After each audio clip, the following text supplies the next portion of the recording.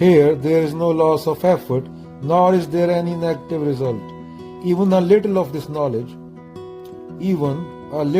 knowledge protects one from the most massive fear. Theory को practical भी करना होता है. थ्योरेटिकली चीजें समझ आ गई, वो आ जाती हैं, उसके बाद प्रैक्टिकल अप्लाई भी करनी पड़ती है. किसान को खाना उगाने के लिए किताब पढ़ना अच्छा है, समझना अच्छा है, पर उसके बाद बीज डालना पड़ता है, बीज को पानी देना पड़ता है, मौसम अच्छा चाहिए, सूरज चाहिए, पानी चाहिए, हवा चाहिए, ख्याल रखना पड़ता है. कोई बीज हो,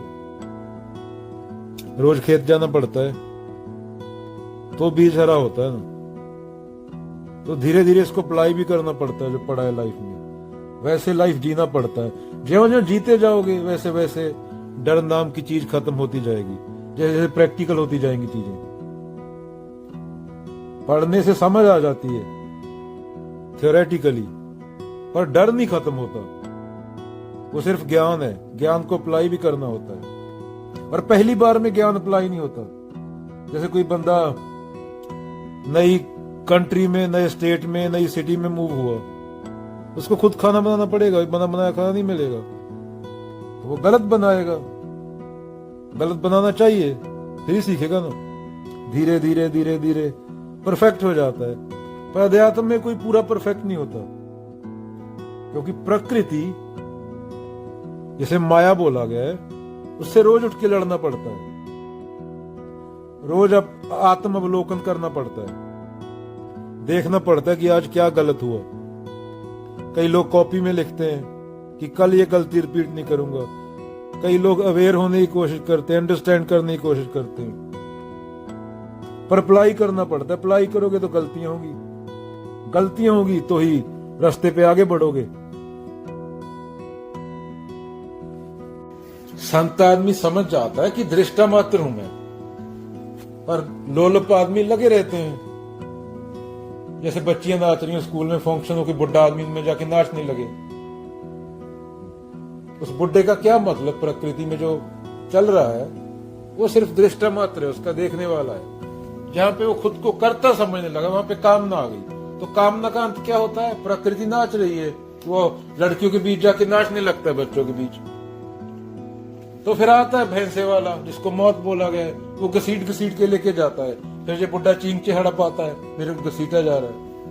अरे तो समझा ही नहीं, तेरे को ज्ञान ही नहीं हुआ. चल क्या रहा है? एक सिंहासन चढ़ी चले, एक बंधे जंजीर.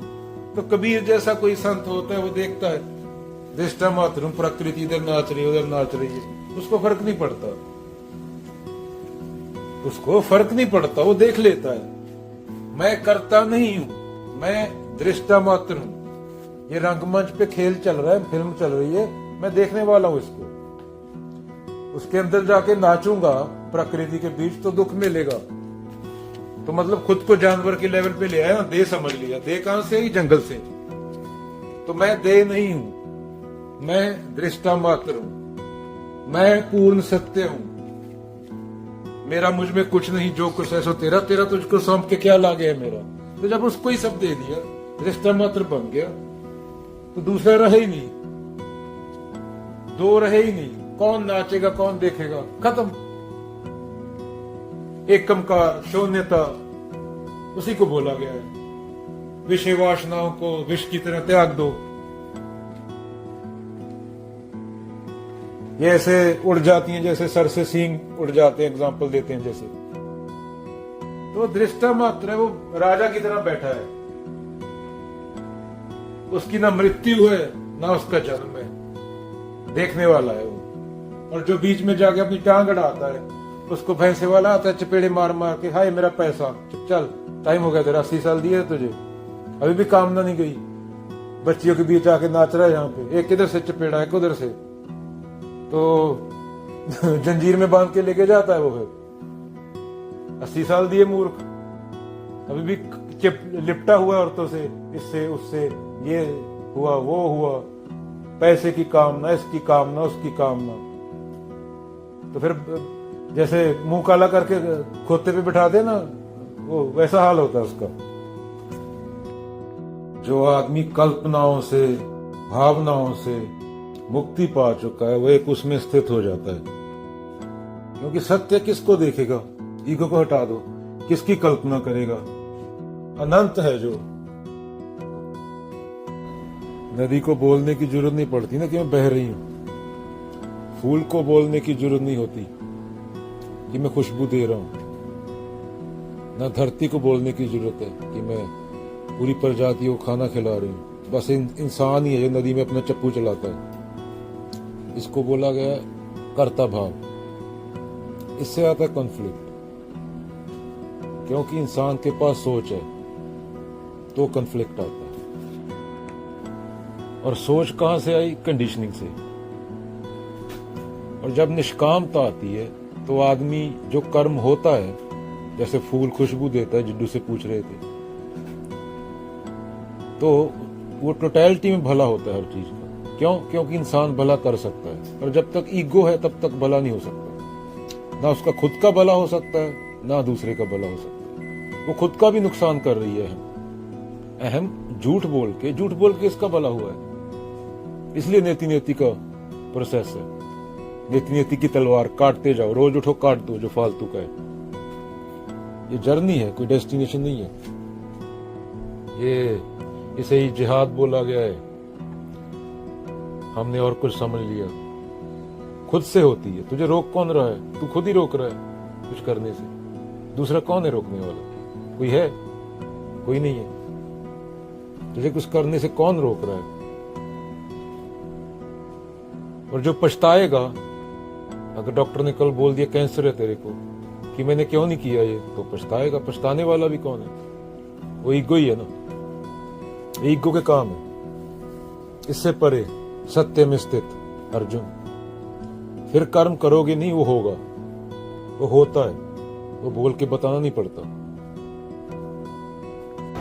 जब मरने वाला शारीरिक मृत्यु से पहले ही मर गया तो मौत किसको मारेगी? जो है ही नहीं, वो समझ गया कि मैं था ही नहीं, वो खत्म हो गया। किसकी मौत? कौन पैदा हुआ? पैदा तो वृत्तियां होती है ना, जो अपने ढकोसलों से दुनिया को देखता है।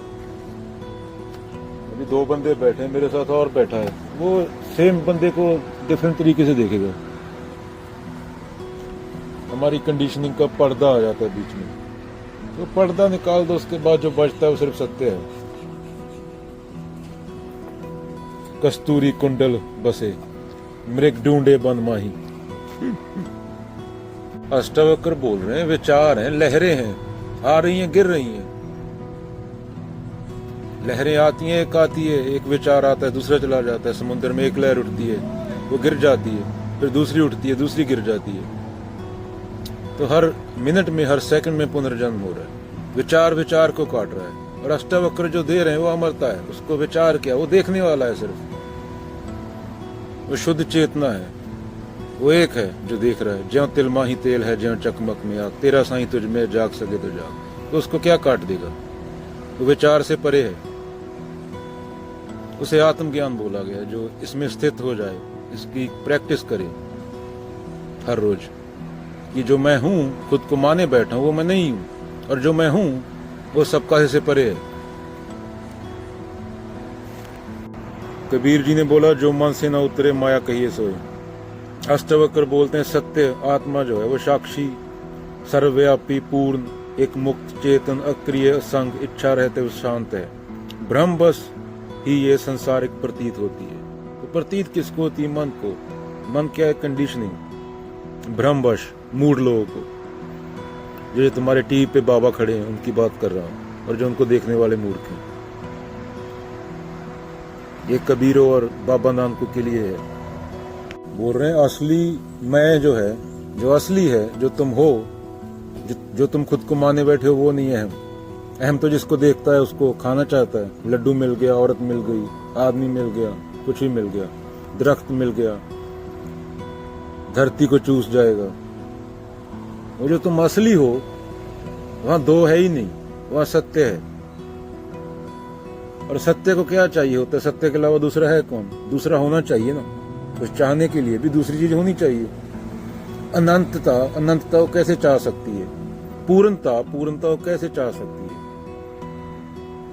जो पूरा है वो पूरे को कैसे चाह सकता है? जो खाली होगा वही चाहेगा ना पूरा होना। तो दोष अपने ऊपर लो जो अहम है। अपना मानसिक परमात्मा बना के कुछ गलत हो गया उसको दोष मत दो। सत्य के कारण तो सिर्फ सत्य होता है। सत्य के कारण सिर्फ सत्य होता है। तुम जो हो वो तुम्हारे कारण हो। कुछ गलत हुआ वो तुम्हारे कारण हुआ। वही करता तुम थे। तो अपना मानसिक जो सत्य बना के बैठे हो उसको छोड़ दो। अपने ऊपर ब्लेम लो ना। एक मानसिक परमात्मा बना लिया, अनंतता को मन में ला दिया और अब उसको दोष दे रहे हो कुछ गलत हो रहा है। हाय ऐसा क्यों हुआ? अपने ऊपर दोष लो। अहम का ये हालत है। वो कबीर को याद रखता है संत के रूप में और प्रश्न उठाता है कबीर तो जलाहे थे। कबीर जलाहे कहाँ थे? वो क्रांतिकारी थे। उन्होंने मंदिरों मस्जिदों की दीवारें हिला दी थी। तो तुम याद तो उनको संत रूप में रखते हो और जब अहम बोलता है कि मैं तो संसारी हूँ, ये काम मेरे लिए ज्यादा जरूरी है, तो बोल देता कबीर भी जुलाहे थे, बाबा नानक भी किसान थे। तो उनके ये एक तिनके की औकात नहीं थी जुलाहे की। जुलाहा वो सिर्फ पेट भरने के लिए करते थे। वो तुम्हारी तरह नहीं काम ना। जब जुलाहागिरी भी कर रहे होते तो भी सत्य में होते थे वो। तो ऐसा है मैं याद उनको संत के रूप में रखता है ईगो है जो, और बताता यह है कि वो भी जुलाहे थे। दो कौड़ी की बात नहीं थी। कितने जुलाहे होके मरे होंगे दुनिया में। याद कौन है? याद कबीर है ना। करोड़ों जो जुलाहे होके मर गए। तो किसके कारण याद है? वो सत्य के कारण याद है। और कोई जुलाहा याद है दुनिया में? या रविदास जी के अलावा और कोई मोची याद है? उनको याद किस वजह से रखते हैं? बाइबल में एक वाक्य आता है, God created man in his own image, पर वो हमारे लिए नहीं है वाक्य। हम कैसे लोग हैं? वो कबीर जैसा की बोल सकता है, बाबा कबीर जैसा। तो मतलब वो जो कहानी है वो भगवान हमारे जैसा होगा। अपनी शक्ल देखो। हमें तो ये बोलने से पहले, वाक्य पढ़ने से पहले शीशे में अपना मुंह देखना चाहिए। ग्रंथ तो बाद में पढ़ेंगे। तेरे अंदर क्या पूरा दिन विचार चले आज का दिन, कॉपी पे लिख लेना, फिर देखना कि भगवान तेरे जैसा है। तो जो अनंत है वो तेरे जैसा हो सकता है क्यों? God created man in his own image. भगवान ने इंसान को अपनी इमेज से बनाया। तो अपनी शक्ल जाके देखना। वो कोई कबीर बोल सकता है जिसने अहम को त्याग दिया, अहंकार को त्याग दिया। मेरा मुझ में कुछ नहीं, जो कुछ है सो तेरा, तेरा तुझको सौंप के क्या लागे है मेरा। कबीर कुत्ता राम का, मुतिया मेरा नाम। बड़े बाजार में लाख लोगों के बीच कुत्ता तो बोलो पहले, राम का कुत्ता। और जो राम का कुत्ता हो गया तो फिल्मी एक्टर के साथ फोटो थोड़ी खिंचाएगा, सोशल मीडिया पे डालेगा, हाँ मेरी शाहरुख खान के साथ फोटो आ गई या मोदी के साथ फोटो आ गई। वो सत्य का कोई फर्क ही नहीं पड़ता कौन मोदी है कौन क्या है। उसके लिए कीड़े मकोड़े हैं, बच्चे हैं सब चेतना के लेवल पे। 3-3, 4-4 साल के बच्चे हैं। कोई बिलियनर हो, कोई प्रधानमंत्री हो, वो बोल सकता है। जिसने ये बोल दिया भरे बाजार में कुत्ता राम का, खुद को कुत्ता घोषित कर दिया। हमारे मन में विचार तो क्या आते हैं, पूरे दिन अपने विचार देख लो तो पता चल जाएगा कि हमारा भगवान भी मानसिक है। कोई संत बोल सकता है, रविदास जी बोल सकते हैं, मेरा मोहे मछली तुम नीर, तुद बिन क्यों सरे, माटी का पुतरा कैसे नचत है। हम कहा, हम तो गंदे लोग हैं। शीशे में शक्ल देखनी चाहिए हमें तो पहले। जो दिन में विचार किया, जितने लोगों का बुरा चाहा दिन में, वो कॉपी पे लिखना चाहिए। वो बुरा वापस आएगा, वो कर्म फल तैयार हो गया। वो कुदरत भेदभाव नहीं करती। जैसे बोलता हूँ छत गिरी तो प्रधानमंत्री पहले मरेगा, बंदर का हाइट छोटा है, वो बंदर बाद में मरेगा 1 माइक्रोसेकंड, पहले प्रधानमंत्री का सर फटेगा। तो कुदरत के लिए कीड़े मकोड़े हो तुम। कुदरत में भेदभाव नहीं होता। तो पहले खुद की शक्ल देखो, ग्रंथ बाद में पढ़ना, वरना ग्रंथों के मतलब भी अपने मुताबिक निकाल लेते हो। अभी सुकरात के टाइम सोफिस्ट होते थे, वो अपनी शिक्षाओं के पैसे लेते थे, बोलते जो हमें दिखता है वो सही है। सुकरात बोलता था भाई देखने वाला कौन है, देखने वाला तो ईगो है ना, सवाल उठाओ। सुकरात का नॉलेज पे जोर था, उन लोगों का जीतने पे जोर था आर्गुमेंट में। तो अब इंडिया की फिलॉसफी में यही है, देखने वाला कौन है, देखने वाला सही नहीं है तो देखने वाला क्या है। एक चीज लिख दूं यहाँ पे, इसको 4 बंदे देखें, 4 डिफरेंट तरीके से देखेंगे ना, दोनों का तरीका सेम नहीं हो सकता। एक पेड़ के 2 पत्ते सेम नहीं हो सकते, एक रेत के 2 कण सेम नहीं हो सकते। हर बंदे के अंदर अहम है जो वो डिफरेंट है। 2 बंदे सेम चीज नहीं देख सकते क्योंकि अहम देख रहा है ना, देखने वाला कौन है, अहम है। और जब अहम नहीं रहता तो दिखने वाला और देखने वाला दोनों सेम है ना। देखने वाली इंद्रियां है ना, भी आंखों से देख रहा है तो आंखों पे अहम का पर्दा है, आंखों से ही देखेगा ना। और इंद्रियों को कौन कंट्रोल करता है? मन, माइंड। और माइंड क्या है? अहम, कंडीशनिंग। तो हर बंदे की कंडीशनिंग डिफरेंट है।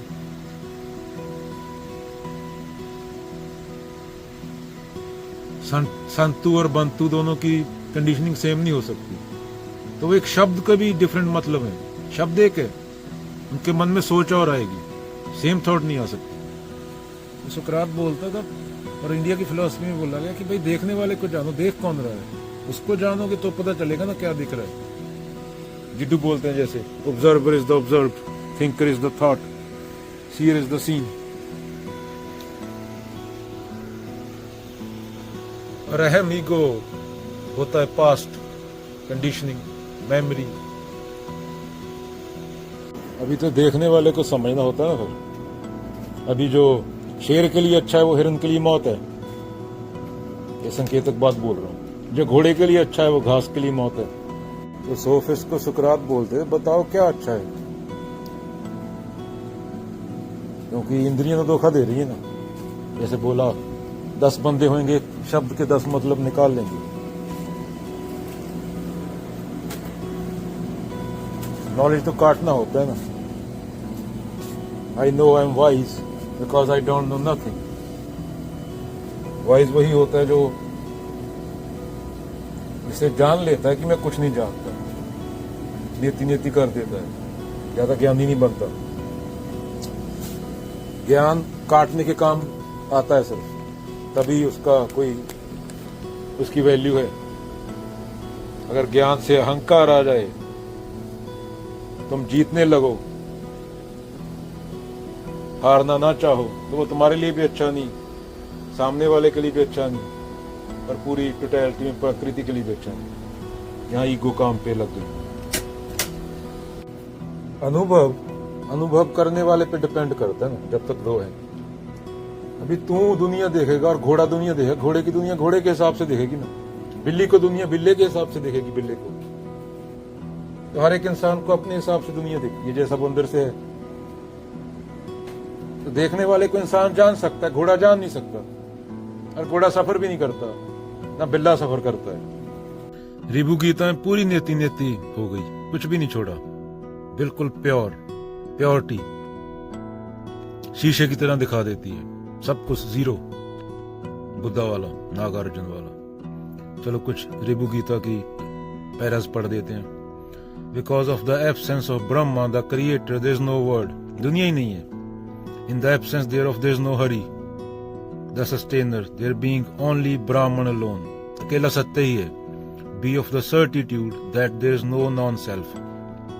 In the absence of ageing there is no death, ना उम्र है ना डेथ है। Nor is there any word of the Vedas or the gods, ना कोई भगवान है ना कोई वेद है। There being only Brahman alone, सत्य है। Be of its certitude that there is no non-self. There is no dharma, no purity, no concept of truth, no fear, डर, purity, impurity, शाम धूप कुछ भी नहीं है। सत्य अकेला है। Only truth alone. Because there is no decay, there is no movement. कोई सड़ता नहीं है, कोई पैदा नहीं होता है, कोई मरता नहीं है, कोई मूव नहीं करता है। ये सब मन के ख्याल है। अकेला सत्य है। गुरु नहीं है कोई, कोई डिसिपल नहीं है, कोई गुरु नहीं है, कोई चेला नहीं है, अकेला सत्य है। There is truth alone, there being nothing that is the first, there is nothing that is the second. ना कोई पहले नंबर पे आता है, दूसरे पे आता है। If there is concept of truth, something as non truth will also rise. अगर सत्य भी होगा, सत्य ही बोल दो किसी को कि ये सच है, तो उससे असत्य भी आ जाएगा। तो ना सत्य है ना सत्य है, सिर्फ एक है। सत्य भी बोल दिया तो भी वो, सच भी बोल दिया तो भी वो तुम्हारे मन की धारणा होगी। If there is any concept of non truth, the concept of truth will also rise with it. कोई कंसेप्ट नहीं है। If there is inauspiciousness, know that there is a notion of auspiciousness. Likewise, if there is auspiciousness, there will be inauspiciousness. अकेला सत्य, truth alone, बाकी कुछ नहीं है। तुम्हारा मानसिक छलावा है पूरा। ना कोई पैदा होता है, ना कोई मरता है। अहम है। प्रेम गलियति साकरी, जामे दो ना समाए। ना उसको बताया जा सकता है शब्दों में, ना उसको एक्सप्लेन किया जा सकता है, बस चुप हुआ जा सकता है। पर फिर भी लोगों को समझाने के लिए संत बोल के गए। ना वो कुर्सी है, ना वो मेज है, ना ये जो बैठा है ये है। टाइम भी नहीं है, टाइम भी तेरे माइंड में है। ना स्पेस है, वो भी तेरे माइंड में है। मानसिक है सब। नेति नेति नेति, नेगेशन नेगेशन नेगेशन, मिथ्या मिथ्या मिथ्या। ना कि पैदा हुआ, ना कोई मरा। निष्काम कर्म को लाओजू ताओ द चिंग में एफर्टलेस एक्शन बोलते हैं। हो रहा है बस, हूं तो इसलिए हो रहा है, वो है तो इसलिए हो रहा है, सत्य है तो इसलिए हो रहा है। हो रहा है, करने वाला कोई नहीं है। करने वाला झूठ है। यहां पे करने वाला आ गया, कर्ता भाव आ गया, वहां पे समस्या आ गई। तो निष्कामता क्या हुई? कोई पूछे पंडित आके, भीतर से कैसे हो, अंदर से कैसे? बेरोजगार, नल्ला, कुछ भी नहीं है करने को। फकीर आदमी हूं, फकीर आदमी हूं, कुछ है ही नहीं करने को। करने को क्या है? धरती घूम रही है, सांस चल रही है। तो फिर जब कर्ता भाव नहीं रहेगा तो आदमी फिर कर्म क्या करेगा? पेड़ लगाएगा, पूरी दुनिया की केयर करेगा। देखेगा, अगर कृष्ण के लेवल से देखेगा पूरी दुनिया सफर कर रही है। ये बेचारे सुबह रोते हुए काम पे जाते हैं। प्रेम नहीं था काम से, कर्ता भाव था। वीक में एक बार पैसा मिल जाता है, 10 मिनट खुश हो जाते हैं। वो 10 मिनट के बदले इनके 7 दिन गए। मानस जन्म दुर्लभ है, मिले न बारंबार। ये क्या है? आत्मज्ञान की कमी है। कोई वीक में $1000 ले आएगा, कोई वीक में 10,000 ले आएगा, पर वो 10 मिनट की खुशी होगी। उसके बदले क्या किया? मानस जन्म दुर्लभ है, मिले न बारंबार। तरुवर पत्ता ज्यों जड़े, बहुर न लागे ठार। उस 7 दिन बर्बाद हो गए उसके बदले, वो 10 मिनट की खुशी के लिए। तो वहां तो कोई सुख दुख नहीं है। अब धरती को थोड़ी घुमा रहा है तू। हवा तेरी मर्जी थोड़ी चल रही है, तेरी सांस तेरी मर्जी थोड़ी चल रही है, दिल थोड़ी धड़क रहा है तेरी मर्जी से। अगले पल रुक गया, क्या करे? कुछ नहीं कर सकता, मिट्टी है, पड़ा रहेगा। इसको बोलते ईगो, अहम। हाँ, बाहर कर्म हो रहा है, भीतर से खाली, बेरोजगार, कुछ भी नहीं, जीरो, नथिंगनेस, शून्यता। बुद्ध, बाबा नानक, कबीर, संत रविदास, महावीर, लाओजू, काफका, जीसस, गुरु तेग बहादुर जी। भीतर से क्या खाली? वही आदमी कुछ बड़ा कर सकता है जो भीतर से खाली हो, जो भीतर से ही मैं करता फिर रहा हूं, बकरे जैसे। 1 बिलियन बकरा चला जा रहा है मैं करते हुए। वो क्या है? वो प्रकृति है। प्रकृति ने एक सांस लिया जोर से, वो बकरे खत्म, पता नहीं चलेगा कहां गए। वो रेत के कण उठते हैं जैसे। ये औकात है मैं की। धरती पे अनगिनत रेत के कण है और ब्रह्मांड में अनगिनत तारे हैं सूरज जैसे। और सूरज के मुकाबले धरती क्या है? सूरज का 2500वां हिस्सा, उस पे बिलियन बनता है, ट्रिलियन स्पीसीज है, उसमें से एक तू है। मैं करता फिर रहा है। अगर धरती भी उड़ जाए, पूरा सोलर सिस्टम भी उड़ जाए, तो फर्क नहीं पड़ेगा ना किसी को। क्या फर्क पड़ेगा? गायब। तो मैं क्या, चाहे प्रेसिडेंट हो।